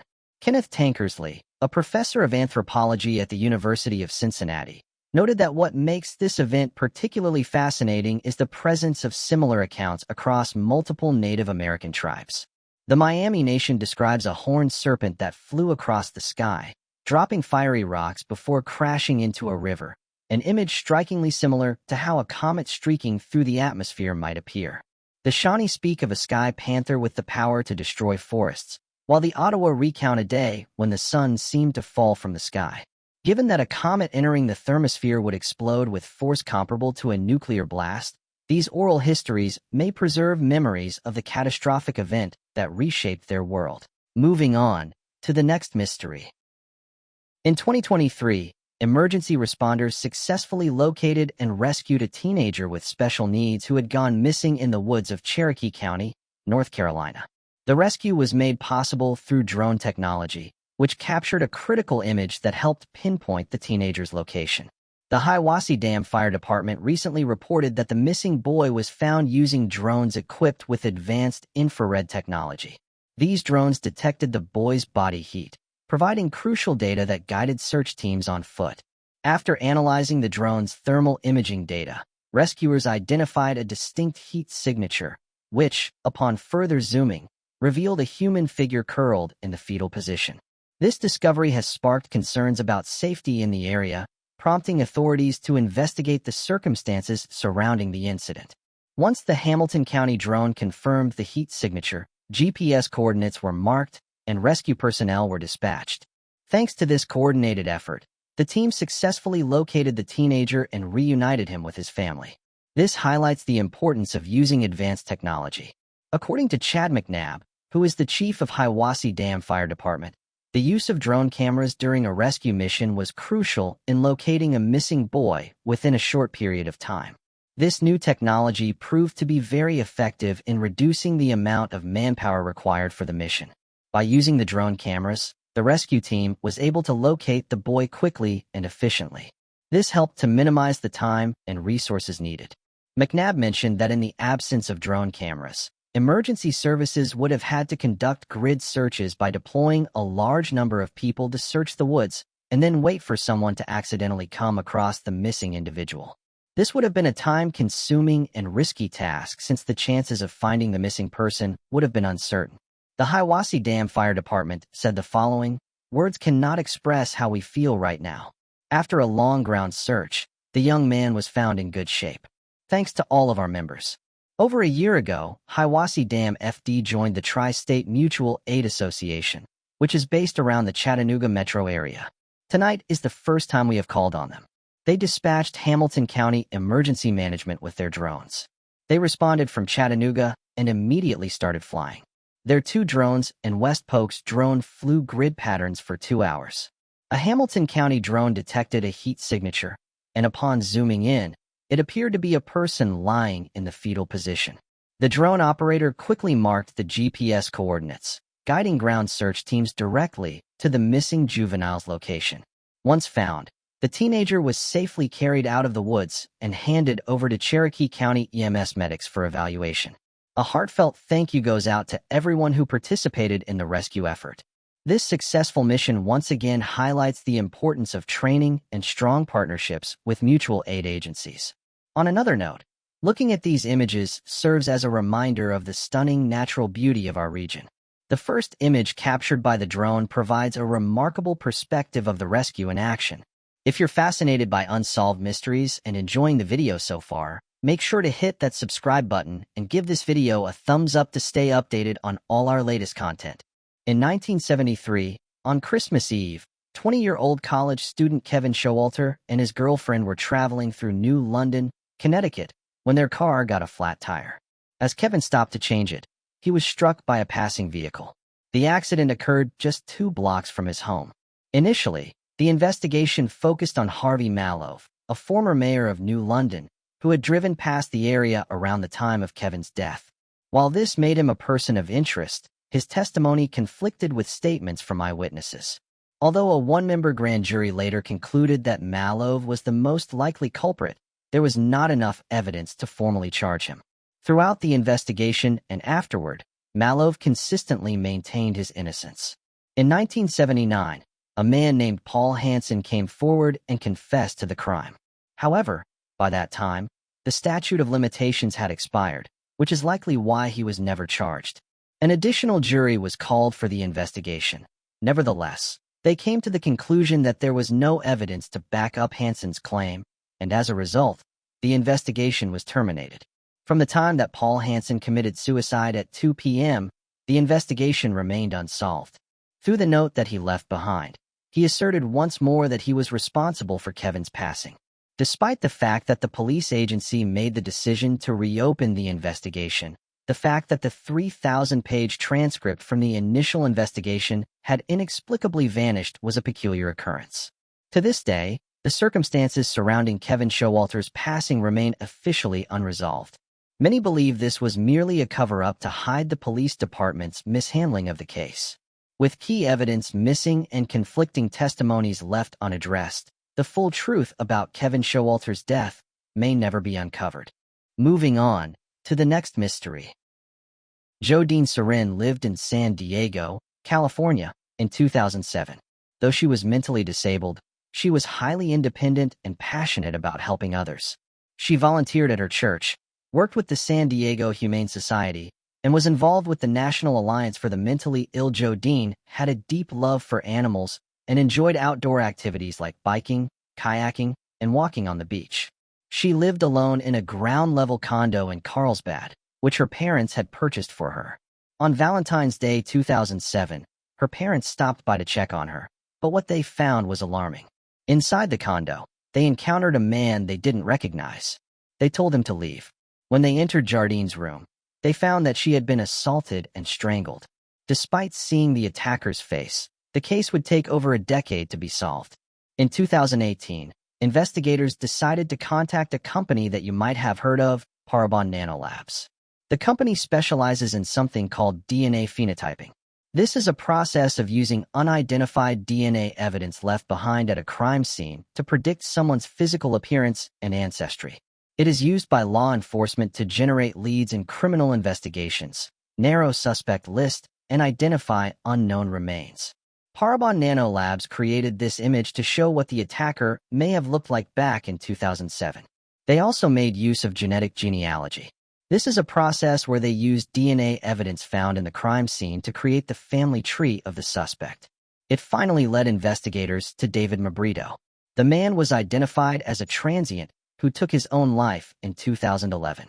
Investigators were able to link him to the crime after his relatives submitted their DNA to a public database, leading authorities to him. Additional assistance came from the Oceanside Police Department in California, which had previously collected a sample of his DNA during a traffic stop. This sample was later matched to the DNA found at the crime scene, confirming that David was responsible for taking Jodine Serin's life. In a heartfelt statement, Jodine's family reflected on her memory, saying, "There was joy in her laughter, love in her heart, and faith in her soul." They also expressed deep gratitude to the Carlsbad Police Department for their relentless efforts in seeking justice for Jodine. Moving on to the next mystery. Unusual Anna, also known as Alana G., gained recognition for her eerie and unsettling content, which included real-life mysteries, paranormal events, and unsolved cases. One of her most notable works was a video series called True Scary Stories, where she delved into the mysterious deaths of Elisa Lamb and Kendrick Johnson. With over 50,000 subscribers, she had established a significant presence on YouTube. However, on September 3, 2015, her channel mysteriously vanished, along with all of her social media accounts. This sudden disappearance sparked discussions among horror and mystery content creators, with many speculating about the reason behind her exit. A closer look revealed that just days before her disappearance, she had posted 4 unsettling tweets describing a terrifying stalking incident. In one of them, she stated that she needed to change how she handled social media, mentioning that she had stopped using Facebook. Another tweet expressed shock that she had only just received her first violent death threat, questioning how someone could be reckless enough to post something like that. "My uncle is a police officer, while my other 2 relatives work in criminal law." Her final tweet read, "Violently threatening me online will always end badly for you." She also pointed out that internet laws are changing, making it harder for people to get away with making serious threats. Shortly after posting these tweets, all of her social media accounts, including YouTube, Twitter, Facebook, and Instagram, were deleted. The most widely accepted theory is that she was stalked and possibly abducted, though no official reports of her disappearance have surfaced. Others believe she simply chose to leave YouTube due to frustration. As of now, her whereabouts remain unknown, along with the real reason for her sudden disappearance from the internet. Moving on to the next mystery. James Batterson, 54, lived in Magherafelt, Northern Ireland. On the night of October 6, 1991, he visited a friend at a Mid-Ulster hospital. After that evening, he was never seen again. His disappearance, along with his blue-green Ford Ariane, remained a mystery despite extensive search efforts. For years, his family had no answers about his fate. His case became one of Northern Ireland's longest-running missing persons investigations. Then, on July 18, 2020, a local search and rescue team discovered a car submerged in the River Bann, a popular spot for anglers and tourists along New Ferry Road. James Batterson was last seen driving a blue-green Ford Ariane, the same model as the car recovered from the river. When human remains were found inside the vehicle, they were identified as his. His family was finally able to reclaim his remains, and after nearly 3 decades of uncertainty, they were able to hold a funeral in Magherafelt. Although this was not the outcome his loved ones had hoped for, they at least have some closure. Authorities are not treating his death as suspicious, as all evidence points to a tragic accident. Moving on to the next mystery. On August 13, 2014, a 13-year-old girl in Charlotte, North Carolina, reported being assaulted by an unidentified man near Shamrock Drive and Eastway Drive. She was taken to a local hospital, where evidence was collected. Despite multiple attempts over the years, investigators were unable to match the suspect's DNA to any profiles in their databases. Recently, detectives from the Charlotte-Mecklenburg Police Department identified 33-year-old Trayvon Levi Woods as the perpetrator through a DNA match in the Combined DNA Index System, CODIS. Woods was arrested on October 27, 2023, The same day, he was released from Alexander Correctional Institute in Taylorsville after serving time for unrelated charges. He was immediately transported to the Mecklenburg County Detention Center, where he was served with new warrants. A trial date has yet to be set. Moving on to the next mystery. 8-year-old Kellyanne Prosser lived with her family in Columbus, Ohio. On September 20th, 1982, she was walking home from Indianola Elementary School when she was abducted somewhere in the Columbus University District, along her usual route. When Kellyanne failed to return home, her mother, Linda Prosser, grew worried and contacted the school, only to learn that no one knew her whereabouts. Police were immediately called, and a search for Kellyanne began. Tragically, 2 days later, on September 22nd, her body was found in a cornfield in nearby Madison County. She had been brutally beaten and strangled. Investigators in Columbus launched an extensive investigation and carefully preserved all evidence from the crime scene, hoping it could one day help identify her killer. Numerous persons were questioned by the police department as well, but regrettably they were unable to obtain any pertinent information, and the matter was abandoned. 2015 saw the addition of DNA from a crime scene to the CODIS database. Regretfully, the database yielded no matches. The police advanced DNA, a forensic genealogy research firm, in March 2020. With the help of a DNA sample, the company was able to create a potential suspect's family tree and supply the investigators with more clues. Harold Warren Jarrell was eventually identified by the police after more DNA testing and investigative work. In 1977, Harold adopted an 8-year-old girl in Columbus, and by January 1982, just 8 months before Kellyanne's abduction, he was released from prison. Though the police eventually identified him as Kellyanne's killer, her family never felt they received true justice or closure, as Harold had already passed away. He died in Las Vegas in 1996 at the age of 67. At the time of Kellyanne's kidnapping, Harold was 53 years old. In a heartfelt statement, her family reflected on their devastating loss.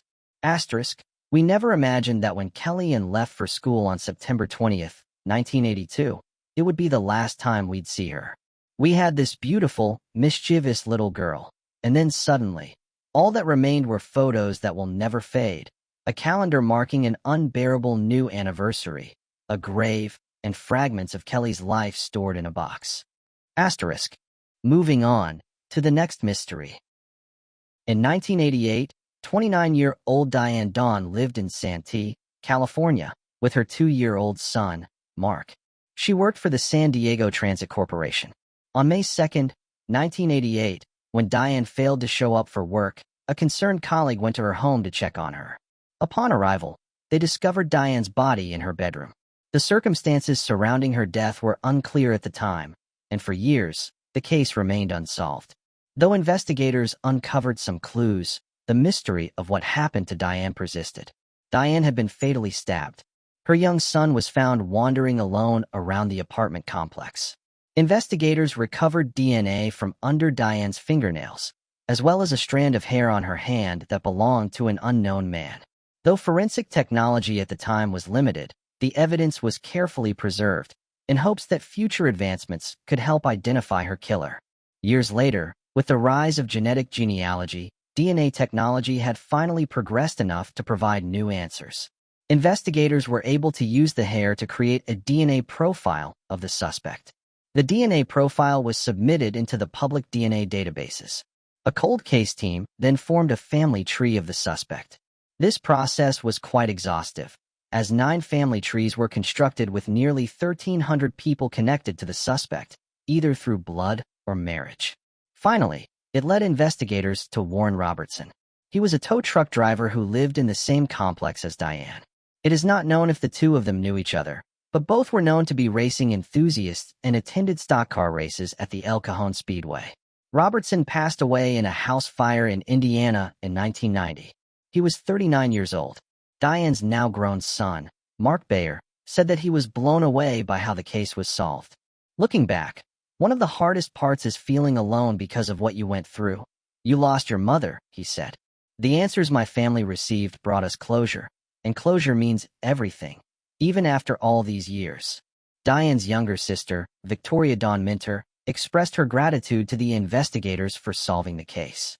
"I never thought anything would come of this," she admitted during a news conference. "I truly believed I would go to my grave without knowing the truth, just like my mother and father did." Moving on to the next mystery. In 2000, 22-year-old Danny Geyser lived in Pittsburgh, California. A talented hairstylist, he was set to start a new job as a custodian at the Pittsburgh Unified School District. Unfortunately, he never got the chance. On September 27, 2000, Pittsburgh police received a 911 call reporting a man had been shot while sitting in his car. The victim was Danny Geyser. He was rushed to Sutter Delta Medical Center, but tragically passed away within an hour. Investigators' primary lead at the time was a suspect possibly fleeing the scene in a light-colored Ford Mustang. Over the last 2 decades, authorities have looked into numerous suspects and persons of interest in the case. In 2019, there was a breakthrough in the case. Piattesini was recognized by investigators as a potential suspect. They still haven't revealed how they found him. In relation to the case, investigators were able to gather fresh evidence and get a search warrant. Investigators thought they had sufficient proof in 2021 to find Tassini guilty of killing Danny. In February 2021, 45-year-old Tassini was arrested at his home in Elk Grove, California. He was taken into custody not only for the murder of Danny Geyser, but also for the killing of a man named Kenneth Brown Jr. Tassini is currently being held at the Martinez Detention Facility, with bail set at $10 million. Investigators have not yet disclosed a motive for the crimes, and no public images of the crime scene have been released. Details regarding Kenneth Brown Jr.'s case remain limited. The only available report on the incident dates back to January 4, 2000. Moving on to the next mystery. On May 14, 1985, an injured woman was found on the west side of Highway 91 in Newton, Georgia. A passerby noticed her and took her to a nearby hospital, but she succumbed to her injuries on June 1, 1985. The exact cause of her wounds remained unclear, though the medical examiner determined she suffered from a subdural hematoma due to blunt force trauma to the head. For years, her identity remained a mystery, as no one could identify her. In 2012, the Georgia Bureau of Investigation decided to exhume her remains for further analysis. A bone fragment was sent for testing, but it yielded no new leads. It wasn't until 2022 that, in collaboration with the Federal Bureau of Investigation, the Georgia Bureau of Investigation's Sylvester Regional Office submitted a portion of the remains to the private DNA lab Othram. After extracting the DNA and creating a profile, they provided it to the FBI for genealogical comparisons. It was then that agents were able to identify the woman as Mary Angus Cowan, confirming her identity through a match with one of her children's DNA. The Georgia Bureau of Investigation had this to say in a statement. The research yielded a high probability that the unidentified woman was Mary Angus Cowan, aka Angie. Agents obtained DNA from one of Cowan's children, and the comparison indicated a parent/child relationship. The assistance of the Baker County Sheriff's Office, Othram, and the FBI Atlanta and Baltimore offices were instrumental in identifying these remains and providing closure for the family. Mary's daughter, Angelique Hall, also spoke at the press conference in February of 2023. "I was 10 years old, and she was fun. She was silly. And then, one day, she was gone," she recalled. "I knew she was gone," she added. "I never imagined they would find her. This is a shock, finding out that not only was her body discovered, but that the town took her in, cared for her in her final days, and made sure she wasn't alone. She was loved, and I've heard that she was given a proper burial." Investigators are still working to uncover the circumstances that led to Mary's fatal injuries in 1985. Moving on to the next mystery. Sandy Charles was born in northern Saskatchewan, Canada, in 1980. There was nothing particularly unusual about him, and little is known about his early life before his crime. No one saw him as someone to be concerned about until 1995. At 14 years old, Sandy watched the 1989 horror film Warlock and became deeply fascinated by it. According to the 15-rated horror movie, consuming the liquefied fat of an unbaptized child can provide one unique abilities or the ability to fly. Little is known about how Sandy came up with his scheme, but on July 8, 1995, he beat the youngster with a rock and a beer bottle, sliced off strips of his flesh, and then boiled them down. Jonathan George Timpson, who was born on December 30th, 1987, was his victim. The 7-year-old, who was described as gregarious and lively, looked up to the masked crusader Zorro. On July 11th, only a few days later, Jonathan's body was discovered. A few hundred yards from his grandmother's house, in the woods. He had been slashed across the throat and his head crushed. His skin had been sliced into 10 or 15 sections. William Martin, Sandy's 8-year-old accomplice, was too young to face charges at the time. However, it's unclear how he contributed to the murder. Sandy Charles was found not guilty by reason of insanity in August of 1996, but he was later found guilty as an adult and committed to a mental health facility. It is unknown what evidence brought Sandy Charles to the attention of the police. Sandy had reported to the police that she was having these ideas because there was a spirit in her room. The 14-year-old reportedly considered suicide when a voice suggested that killing someone else could be a better option. A schizophrenia diagnosis was made later on. It became out that Sandy had attempted to break the little boy's neck, but had instead smothered him. Jonathan was also found with a knife embedded in his eye. There are conflicting reports about whether Sandy consumed the rendered fat he had extracted and cooked from Jonathan's body. He allegedly claimed that he chose not to drink it because he wanted to remain himself. In June 2000, at the age of 17, Sandy attacked a jail nurse, yet he only received a 1-day sentence in solitary confinement. In a 2014 court appearance, he expressed a desire to reintegrate into society, claiming he had become sufficiently socialized. However, his request to be transferred to a different facility was denied.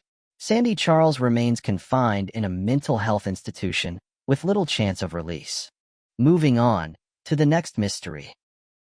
In 1981, the body of a young woman was found in a field in Dixie, Georgia. She had been strangled, and despite extensive efforts by law enforcement, her identity remained unknown. She became known as the Brooks County Jane Doe. Her remains were displayed at a local funeral home in the hope that someone would recognize her, but no one ever came forward. Before long, authorities turned their attention to a man named George Newsom, who worked at a traveling fair. During a search of his motor home, police discovered the rope used in the woman's murder. Newsom was initially taken into custody at the Brooks County Jail, but managed to escape and remained on the run until January 1983, when he was apprehended in Alabama. After his rearrest, he confessed to the crime and later pleaded guilty during his trial. He was sentenced to life in prison. In 1988, he passed away without ever revealing the identity of the victim. Then, exactly 37 years after the woman's body was found, a post about her was put on Facebook. A woman by the name of Kayla Bishop saw the post and told investigators her childhood friend known to her as Cheryl Hammock had gone missing in 1981 after traveling with a fair. She saw the sketch of the Brooks County Jane Doe and felt it looked similar to her friend Cheryl Hammock. Investigators reached out to Cheryl Hammock's surviving family members and obtained a DNA sample from her biological mother. In 2020, testing confirmed that the Brooks County Jane Doe was, in fact, Cheryl Hammock. While the identification brought some closure to her family, it also confirmed the tragic circumstances of her fate. During his confession, George Newsom revealed that Cheryl had been employed by him at a traveling fair. He admitted that after an argument between them, he made the decision to take her life. Moving on to the next mystery. For over 40 years, the unidentified woman was known only as Orange Socks, a haunting symbol of an unsolved mystery. On October 31st, 1979, her body was discovered near Interstate 35 in Georgetown, Williamson County, Texas. The evidence at the scene indicated that she had been dragged through the grass before being thrown over a guardrail. An autopsy confirmed that she had been strangled and sexually assaulted, with her death estimated to have occurred just hours before she was found. With no identification and few leads, the case grew cold, leaving investigators with more questions than answers. Decades later, Orange Socks remained one of Texas' most infamous Jane Doe cases, a life tragically cut short, still waiting for justice. The victim was estimated to be in her 20s. She was about 5 feet 8 inches tall, weighed between 140 and 160 pounds. 2 of her teeth were missing. The remainder were well maintained, but showed little sign of dental treatment. There was also a silver ring on her finger that contained a mother-of-pearl stone. Her ears were also pierced. One of the two matchbooks found at a scene belonged to a hotel from Henrietta, Oklahoma, which made police believe that she was a hitchhiker. The police tried their best to identify the woman, but they could not. She was buried in Oddfellow Cemetery in Georgetown, Texas, and was given the nickname Orange Socks. In 1982, a man by the name of Henry Lee Lucas confessed to taking the woman's life. Lucas told police that the victim stated her name was Joni or Judy. He also showed police how he supposedly dragged her body over the guardrail. During his confession, Lucas contradicted himself many times, however. It is also believed that he was in Florida at the time of the crime and not in Texas. Henry Lee Lucas is notorious for confessing to crimes he did not commit. In 2001, a missing woman's photograph surfaced that resembled a victim. The DNA was, however, not a match. Former missing person, Martha Morrison, was speculated by some to be the unidentified person, but she too was ruled out. On the 37th anniversary of her discovery, new reconstructions of the women were released by the National Center for Missing and Exploited Children. The organization also entered her into their database. In May 2018, law enforcement stated that they planned on examining the victim's ring as well as run tests to identify the location the victim's socks were made. Then in January 2019, it was announced that DNA from the women's socks contained the profiles of 2 or more males. Finally, in August 2019, with the help of the DNA Doe Project and the forensic artist Natalie Murray, the unknown woman was identified. The DNA Doe Project identified a potential cousin of the victim after a lot of research. Members of her family recognized the victim after looking at photographs overtaken of the body. In 2019, after decades of uncertainty, investigators finally identified the woman long known as Orange Socks. DNA testing confirmed that she was 23-year-old Deborah Jackson, who had last been seen in 1977. Born on September 23, 1956, Deborah had worked at a Ramada Inn in Vermont and at an assisted living facility in Texas. While this discovery solved the mystery of her identity, it left lingering questions about the circumstances of her death.